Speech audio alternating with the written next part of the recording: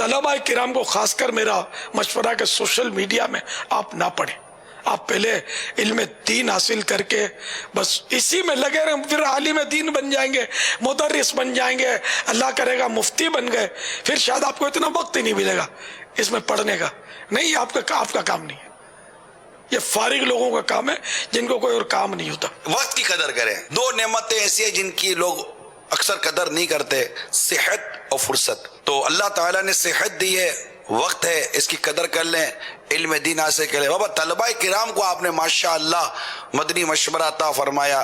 اگر آپ کی بات یہ قبول فرما لیں، یہ موبائل فون سے اگر جان نہیں چھڑا سکتے. اصل وہ کئی سنی جامعات کے طلباء کرام بھی اور اساتذہ کرام بھی تشریف لائے ہوئے ہیں، تو میں نے کہا چلو ان کو بھی سمجھا دوں کہ ہیں تو یہ جامعۃ المدینہ میں نہ ہو تو کوئی تو سنیت سے تو نہیں ہٹے ہیں، تو میرے ہی بچے ہیں یار، تو میں ان کو بھی تو سمجھاؤں گا نا کہ تم بھی پڑھ لو اور ہم کو مطلب علماء چاہیے.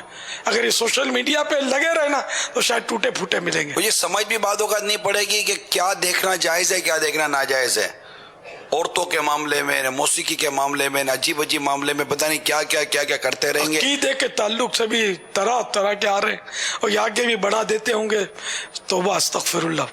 اب اگر یہ ہمارے جتنے بالخصوص طلباء کرام ہیں، اگر یہ موبائل فون سے مثال کے طور پر جان نہیں چھڑا پاتے، اب اگر اتنی آپ کی بات رکھ لینا، یقین مانو ان کا بھلا ہو جائے گا. یہ وہ موبائل ہی نہ رکھے جس میں انٹرنیٹ آتا ہو، اتنا کر لیں. مدینہ جس میں انٹرنیٹ آتا ہی نہیں ہے، فرق پڑ جائے گا. وہ موبائل فون ہی آپ کے پاس اتنا ٹائم ہوگا، بولو گے یار ٹائم ہی ٹائم ہے. اور پھر پڑھیں، اللہ کی رحمت سے خوب امت کی رہنمائی ہوگی. نجی مطالعہ کریں. فتح رضویہ شریف 30 جلدیں آپ کو پڑھنی ہے، بہار شریعت 20 حصے آپ کو پڑھنے ہیں، اور ہزاروں کتابیں آپ کے علماء نے لکھ کر آپ کو دی ہیں.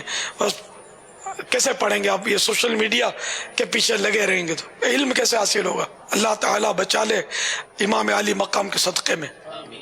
بہت بری حالت ہو گئی اس وقت، سوشل میڈیا کی وجہ سے خاص کر تباہی ہو گئی ہے.